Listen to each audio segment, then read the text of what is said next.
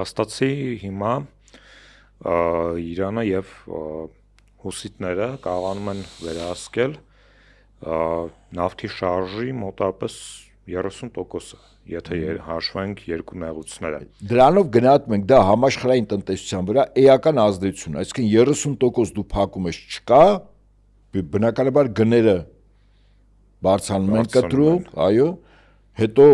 մրցակցությունա գնում, որտեղ դրա այլևս դրա չլինելը ոչ միայն գների վրա է ազդում, այլև ազդում է էներգակիրների վրա, որտեղ նավթը նաև բենզին է, ավիակերոսինն է, հա, այլ նյութեր են, հա, նավթից շատ բան են ստանում, չկա նավթը, չկա այդ ամեն ինչը։ Այստեղ նաև պետք է հասկանալ, թե գործողությունների ինչպիսի տրամաբանության սպասենք, որովհետև ակնհայտ է, որ Միացյալ Նահանգները չեն կարողանում իրենց առջև դրված խնդիրը լուծել եւ կարծես հիմա որոշակի պաուզա են վերցրել այնուամենայնիվ եւ հետաքրքիրն այն էր, որ վերջին 2 օրերին Միացյալ Նահանգները եւ Իրաքը Միացյալ Նահանգները եւ Սաուդյան Արաբիան ներողություն ռմբակոծեցին Իրաքում այդ շիական կառույցների դիրքերին։ Այդ շիական կառույցները մեզ լսողների համար մի քիչ ավելի մանրամասնենք։ Իրանը Իրաքում բանակ ունի, որի անունը գիտեք ինչ է։ Միլիցիա, թվականակը եւ մարտունակ 400,000։ Տեսնում ես ինչ ջոկատ է։ 400,000-անոց միլիցիանով ջոկատ, որը իրականում բանակ է, շիա մահամեդական բանակ է։ Արդյունքում ըստ արևմտյան լրատվամիջոցների մի քանի տասնյակ սպահ զոհվեց Իրանի Իսլամական Հեղափոխության պահապանների կորպուսի եւ դրանի պատասխան Իրանը ռմբակոծեց Քուվեյթը, Հորդանանը, այսինքն այս փոխադարձ ռմբակոծությունները իրենք շարունակական բնույթ ունեն այս պահին եւ հիմա պետք է հասկանալ, թե ինչպես կզարգանան իրադարձությունները, հատկապես եթե հաշվի առնենք, որ ըստ տեղեկությունների չինական կողմը Իրանի Իսլամական Հանրապետությանը տրամադրելու է ռազմատեխնիկական աջակցություն Պակիստանով, որը որ չինական կողմը հերքեց պաշտոնապես։ Դե բամբասան քայլ է։ Բայց բնականաբար վստահ ենք, որ օգնություն Իրանի Իսլամական Հանրապետությունը ստանում է։ Չէ՞ ոնց կարող է ստանալ։ Նայեք,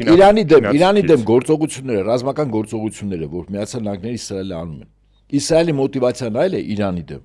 հա։ Իսրայելը իր ծովից ծով, ինչպես ասում են, Իսրայել ստեղծելու կամ Եփրատից,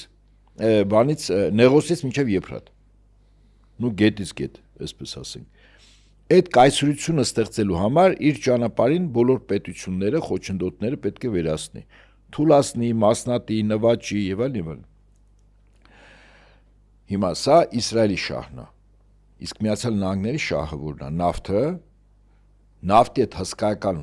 ինչպես ասում են, պաշարներին եւ կոմունիկացիաներին տեր կանգնելը։ Բայց դա եւս նպատակ չի, դա միջոց է, իսկ նպատակը Չինաստանն է, թիրախը Չինաստանն է։ Չինաստանի տնտեսությունն է իրեն մրցակից, աշխարհում միակ տնտեսությունը, որը Միացյալ Նահանգների տնտեսությանը մրցակից է։ Այսինքն այդ տնտեսությունը պետք է թուլանա եւ մրցակցությունից որպես միակ գերտերության Միացյալ Նահանգների տնտեսության մրցակից պետք է չլինի։ Այդ դրա համար Իրանին հարվածեցին, որտեղ Իրանը կա նավթն է գնում։ Ինչ է կարծում Չինաստանը այսքան հասկանում է, չէ՞ մենք այստեղ նստած հասկանում ենք, Չինաստանի ղեկավարությունը չի հասկանում։ Եվ հետեաբար Չինաստանը ամեն ինչ անելու է, որ Իրանը չպարտվի, որտեղ Իրանի նավթը իր համար գոյութենական է, իր տնտեսության համար։ Եվ ակնհայտ է, որ ճիշտ է ապացուցողական բազա չկա, թե Չինաստանից ոնց է գնում։ Ես կարող եմ ենթադրել Իրան-Պակիստանից վերջին մտերմությունը, ասենք, ջերմ հարաբերությունները, անգամ բանակցությունները Միացյալ Նահանգների հետ Իրանի ղեկավարության միջնորդը Պակիստանի ղեկավարություններ եւ տարածք անգամ Պակիստանի մայրաքաղաք Իսլամաբադում չէ տեղի ունեցավ բարբերաբար։ Այստեղս կարող ենք ենթադրել, ես կարող եմ ենթադրել, որ այդ օգնությունը Իրան գալիս է Պակիստանից։ Իսկ Չինաստանից ակնհայտ է, այստեղ Ես ակնթարթից կասկած չունեմ, որ Չինաստանը վստահաբար շատ հարցերով օգնում է, այդ թվում մի կողմից մենք զարմանում ինչ որտեղ հետո հեգնում ենք ԱՄՆ նախագահին, որ ասում է ես Իրանի օդուժը ոչնչացել եմ, հով համակարգերը ոչնչացել եմ, չգիտեմ, անօդաչու թռչող սարքերի շահիդների, պայսների 80%-ը ոչնչացել, մեկ էլ պարզում է ոչ մի բանը չի ոչնչացի, իսկ կարող է երրորդ տարբերակն է։ Այսինքն իրականում ոչնչացել է, բայց տեղը լցվում է, շատ ճիշտ է, այդ տեղը լրացվում է, այսինքն Տրամպին հավատանք, որ իսկապես թիրախային հարվածում են։ Ինքն էլ իրենք գնահատում են։ Իրանը ունի այսքան միավոր այս տեսակից զինտեխնիկա, հա, այսքանը ոչնչացել են, գիտենք պահոստները որտեղ է, բայց հետո պարզվում է, որ հաջորդ հակամարտության լարման հաջորդ փուլում Իրանը ոչ ավել ոչ պակաս հսկական զինանոց է օգտագործում։ Ավելին քան ամերիկացիների դեպ ասեմ։ Իսկ ես կարող եմ ենթադրել, որ այդ ոչնչացած զինանոցի տեղը պայստային տարբերակը դա Չինաստանն է, որը տրամադրվում է եւ կարող եմ ենթադրել ուղիներից մեկը դա Պակիստանն է, որտեղ Պակիստան-Չինաստան հարաբերությունները բավականին սերտացել են, իդեպ ասեմ ձեզ։ Պակիստանը, որը ստեղծվեց Բրիտանիայի կողմից Հնդկաստանի դեմ կոնկրետ նպատակով, խնդրով, անգամ միջուկային տերություն դարձեցին, բայց փաստը մնում է փաստ, որ այսօր Պակիստանի ղեկավարությունը վարում է որոշակի առումով ինքնուրույն քաղաքականություն։ Եվ ինքն է որոշում, թե ում հետ դաշնակցի, ում հետ մտերմանա, ում հետ ռազմատեխնիկական, ում հետ էներգետիկ, եւ որ պետությանը օգնի կամ զենք ունի կարողանում է որոշել։ Ուզում ասել հիմա Պակիստանի ինքնուրույնությունը շատ ավելի բարձր է, քան մի ժամանակ։ Մեր մոտ որոշակի ստերեոտիպ կա, էլի Պակիստանի եւ Պակիստանի նման պետությունները, որ իրենք այսպեսին եղել են, հա, գաղութար երկրների կողմից ստեղծված եւ այդպես է կառավարում, այդպես չի։ Այսինքն այդ կառավարությունից